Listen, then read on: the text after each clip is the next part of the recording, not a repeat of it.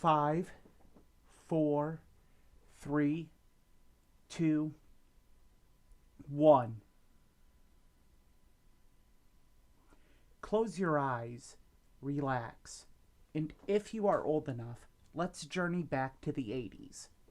There is a video rental store on almost every block, and they are packed with people on a Friday night looking for what will entertain them for the weekend. The shelves are filled with something for everybody. This includes some genre-bending, pure schlock. That is where this week's film emanates from. Written and directed by puppeteering special effects masters, the Chiodo brothers, the 1988 film Killer Klowns from Outer Space defies genres. It is a mix of sci-fi, comedy, now some intentional, some unintentional, and horror.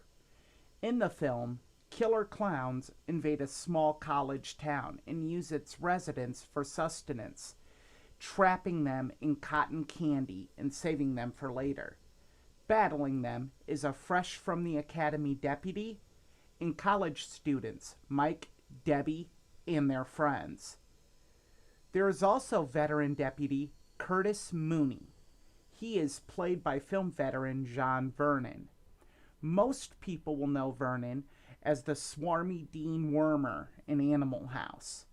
In this scene, we hear how out of touch he is and sets up his role as a secondary villain to the infamous Killer Klowns.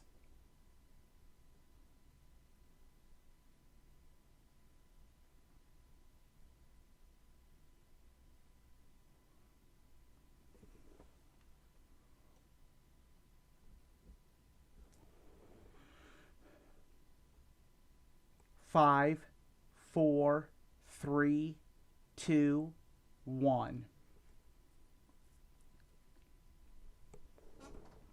As cheesy as that dialogue sounds, the film itself is visually striking and unforgettable. The props and special effects are pure 80s. Bright, vibrant colors stand out, and the clowns have a comedic, terrifying look to them. This provides touches of hilarity and playful nature. They do this with their mannerisms and noises that they make. But do not be fooled. These clowns are diabolical and evil.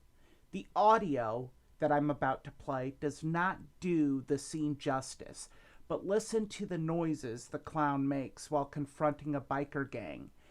Just hearing the sounds, you can hear how the clown is feeling.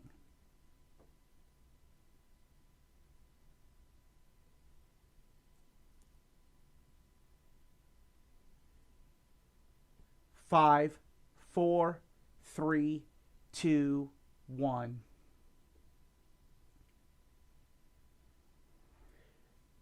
This is where the film shines and stands in a class all by itself. Despite the clowns being the villains, you laugh as they torment these townspeople. They are merely just trolling them throughout the entire film. They do cause them harm, but in a way, it's satisfyingly hilarious. They become the stars of the film. This can be attributed to the schlocky lines delivered by the human cast to a degree, but it is not bad enough where you have to look at the clowns. They do this all by themselves and is a great credit to what the Chiodo brothers were able to do. To dismiss this film as just schlock is a haughty mistake. It has an easy-to-follow, albeit predictable story. Although I mentioned them earlier, the cast is not a detriment. They actually have a great chemistry that also adds to the enjoyability factor of this film. The best way to describe this film is entertaining and fun. It is pure 80s magic. Do not watch this film by yourself or with a group of friends for thought-provoking, discussion-starting cinema. What this is meant for is viewers to sit with popcorn and a drink of choice and get away from everything for 88 minutes. In today's world, what more can we ask for out of a film? I suggest anyone indulge themselves in some escapism in pure 80s schlock and fun and view killer clowns from outer space. For Matt Connarton Unleashed, this is a classic film review with Erich Pilcher.